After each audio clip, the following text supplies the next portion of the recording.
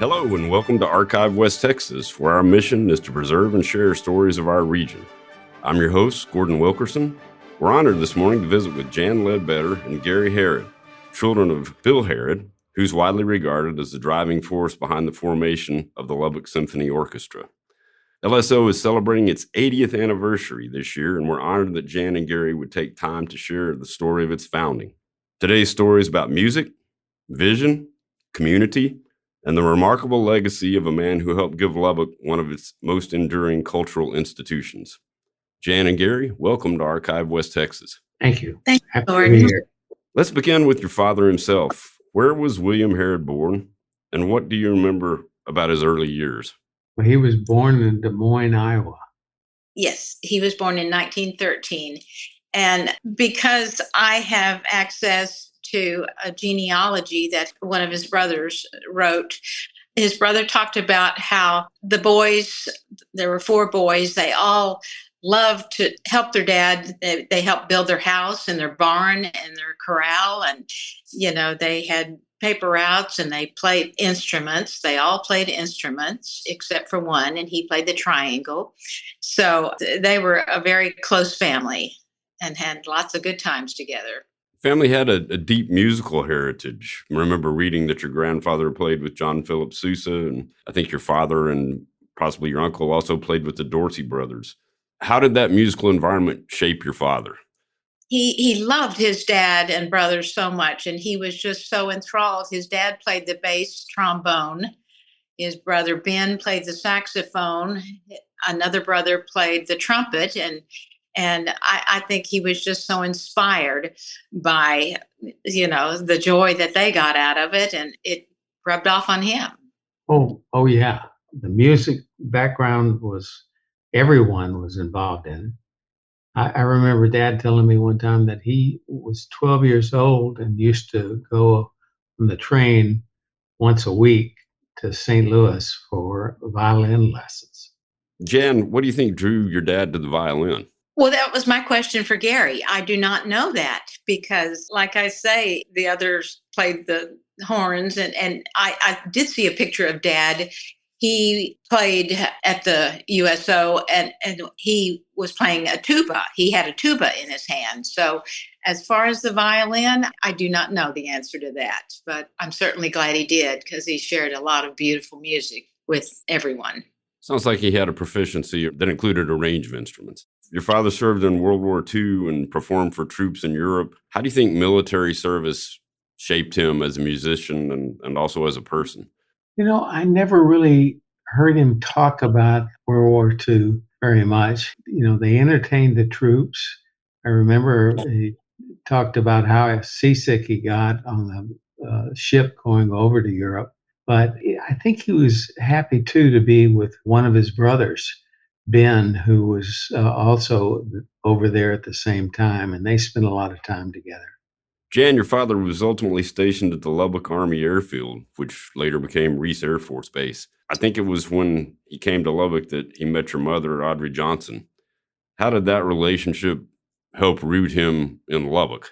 Well, obviously, Mom and her sisters would always go to Reese Air Force Base on Saturday nights and dance, and that's where they met, and that's where they fell in love. So just being there with Mom, all of Mom's family was there, and they went to church together, and it was just a beautiful start, and Lubbock was the perfect spot. What church were they a part of? Christian Science Church. Let's go back to 1946. Lubbock's still growing, but it didn't have a permanent symphony orchestra. Why do you think your father thought Lubbock was ready for an orchestra? I think he was approached by a number of people from the university, and then other people within the community kind of encouraged him to get involved. And I don't know how long he spent time thinking about it, but once he did, the real challenge was finding the musicians and finding out how to compensate them for coming. They always had a rehearsal. The first rehearsals were orchestrated with pretty modest resources. Seemed like I read that the city provided $100 for music, and the musicians were largely volunteers. Right. What does that tell us about the determination behind the orchestra's founding? I think that they put so much love and excitement into it, and because Midland and Amarillo both had small symphonies, and they were paying their musicians and providing transportation for them. So obviously Dad was a great leader, and all the people that were working toward starting a symphony, they put everything into it, and it worked. Gary, what do you think people sometimes miss about the courage that it took for your father to start a symphony in Lubbock? Well, I remember him telling me that he was approached by a number of musicians to organize and put together an orchestra. I don't think they had much money to pay the musicians. A number of the musicians came from Texas Tech. Some came as far away. I remember him telling me Roswell and Amarillo. He told me that there were a number of people living in Amarillo that would drive down for rehearsals and concerts. So he had a little bit bigger area to draw from. I can remember when I was little going, and the orchestra was much smaller then. They moved to the Coliseum on Tech campus, and that's kind of where they really started performing and having good crowds. And Dad was also able to bring in a lot of the talent from Arthur Fiedler to, there was an organist by the name of Elsasser. I remember too that the Ferrati and Teicher, they both played back-to-back grand pianos. There was another man that was instrumental in getting Dad going forward. That was the conductor of the Los Angeles Symphony. And he, along with others, were able to get music, up to date music that they sent to my dad, and he was able to bring them into his concerts. Arthur Fiedler was a really important person too in Dad's life, and they became really good friends. Arthur Fiedler would come in and Dad would pick him up and they'd drive around the loop, just talking and getting ready. One time, Dad asked Arthur to go with him to, forget the name of the building, the tallest one in Lubbock. And they rode up in the elevator, and Dad then had Arthur and he get out of the elevator and walk up to the top of the roof. And Arthur said, "Why are we up here?" My dad said, "Well, I always wanted to see Fiedler on the roof." And that was a story That's we a heard a great bunch. story. Jan, the first public concert at that time was called the Lubbock Little Symphony, was held in October of 1946 at the Lubbock High School Auditorium. What do you know about that first concert and the community's response to it? Truthfully, I don't know a lot about that first concert since that was before my time, but there was excitement about it, and it eventually grew to be the Lubbock Symphony. And it was great that there was so much support from the people in Lubbock, and Dad always appreciated how they were always there to support him and support the orchestra members. And so it was a great start. It does seem indicative of a broad-based community support for the organization. Some things I read referenced Nat Williams, who I think was the superintendent of Lubbock Public Schools at the time. It sounds like he may have made it possible for them to have an auditorium at Lubbock High for their first concert. Yes. And it seemed like many of the musicians at that time were actively involved in music programs at Tech or LISD. That they were. And what did I read? A carpet salesman, lots of music teachers and school teachers, and so all walks of life that wanted to be a part.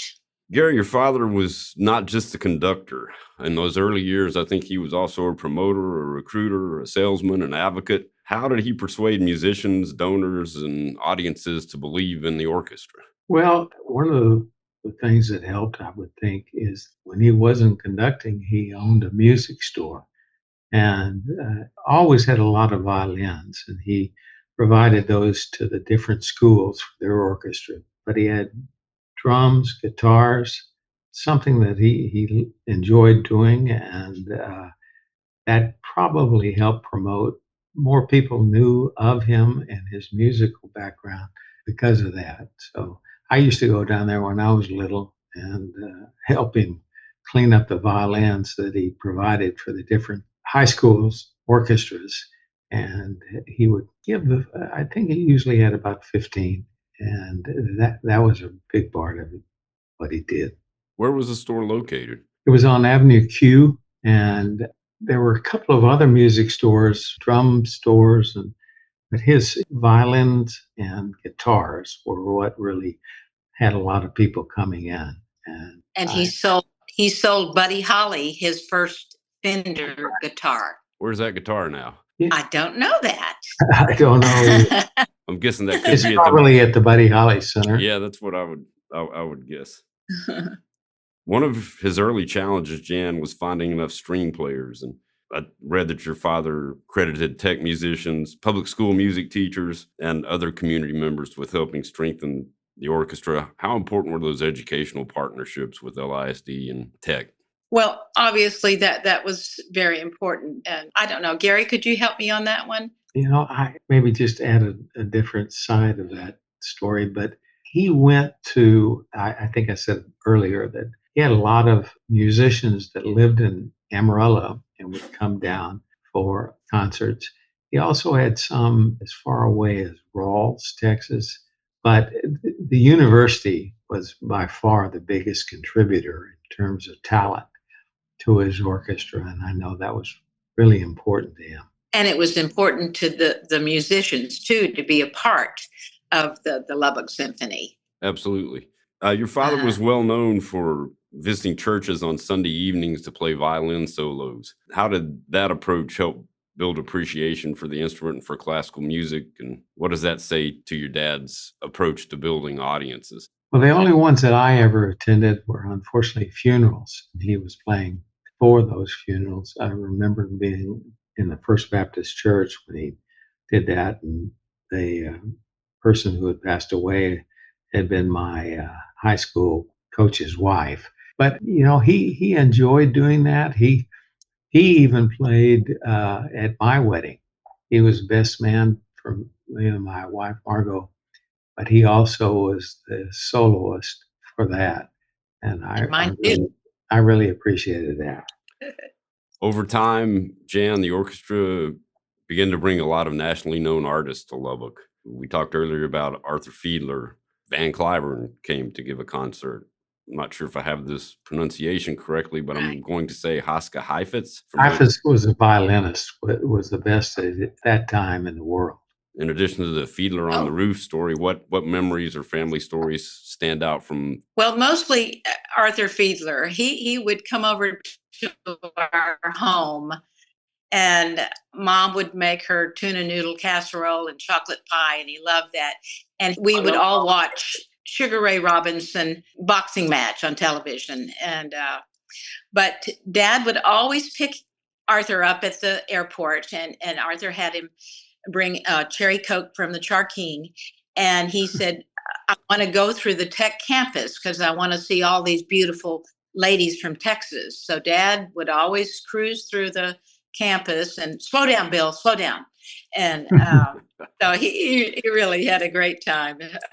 That was a very cute thing about Mr. Fiedler. Now, was it Arthur Fiedler that suggested to your father that the symphony open each one of its performances with the Star Spangled Banner? Yes, it was. Yes, it was. That was a wonderful start. And he did that at the children's concerts also. That's a wonderful tradition. Gary, one story talks about Van Cliburn coming to Lubbock for 2 sold-out performances after winning a piano competition, I believe, in Moscow. What did that mean for Lubbock? Well, that was a name that everybody knew. And so they had 2 sold-out concerts in a row with Van Cliburn playing. And what I remember, he would be on stage and announce his upcoming pieces. And he had such a charisma with the audience, and he was really well thought of. And I remember one time I got in real good with one of my teachers at Monterey because I got her tickets to hear Van Cliburn. And I don't know if I got a better grade or not. As the orchestra was growing in both size and in acceptance within the community, your father began to push for the musicians to be paid, even though It was largely a volunteer organization for many years. Why was that important? Well, the amount that they were paid was not a lot. I think it was just more in keeping that the orchestra had limited resources, and I think the musicians appreciated that they would do anything they could to make it a pleasant experience for them. And as I remember, there were many years that they had the same personnel within the orchestra. I can remember the first chair violinist and the guy named Rex Webster, who was the bass player. And I think he was also president of the board. I never knew that they weren't getting paid, and which I think now is even a better story to tell about the orchestra and how all those musicians enjoyed being in that orchestra, and they enjoyed too what it meant to the community. I think it shows a true love for music and a true love and appreciation for their community. No doubt. No doubt. Jan, your father conducted the orchestra for roughly 4 decades. That's quite a run. When you think about that span of service, what do you most admire? Well, I appreciate the fact that as devoted as Dad was to the symphony, we never felt left out. He was always home with us. We took family vacations. He helped with my school projects. He was there. He was always there for us, and it was just such a beautiful experience that nothing ever really came before our family, and but his devotion to everything he did, to his music store, to the symphony, to all the friends. He made so many wonderful friends that appreciated him and what he had done for Lubbock. So it was something to be very grateful for. Gary, people describe your father as a gifted violinist, a strong conductor, and a devoted promoter of the arts. As his son, what qualities do you most associate with him? Well, he had such a love for music, and in turn, he must have had a big soft spot for the city of Lubbock to spend as much time those 40 years, never missing a rehearsal or a concert. And I remember too that he started when I was in junior high having a children's concert every year, and it ended up being 2 days back to back because they brought all of the kids from the high schools and the elementary schools and just filled up the auditorium. And I remember being there and always enjoying it. I also remember that I thought it was at these children's concerts that he started with the Star Spangled Banner for the first time, and that was always a great way to kick off a concert. I always enjoyed that, and with the drum roll and the music, it was really inspiring to me. But again, back to your question, there's so many things to tell you about him, and every one of them seemed to be terrific.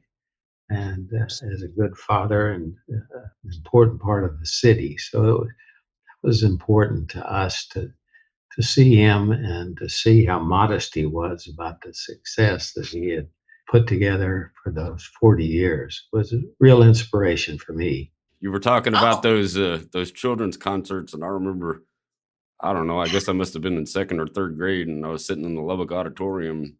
Your dad was up there introducing us to Peter and the Wolf. I thought that was the coolest thing ever because each one of the characters had a different instrument, so that was a lot of fun. Oh, that's fun. Well, our brother Mark, he had told Dad, he said, Dad, play some music that makes the kids laugh. And so they would play a theme from Batman and the Munsters and Flipper, and that's when the kids Yeah. really got into it, and the Pops concert too. That was always popular music, and always had great guest artists for that. That really lightened it up. So fun Those were a lot time, of fun.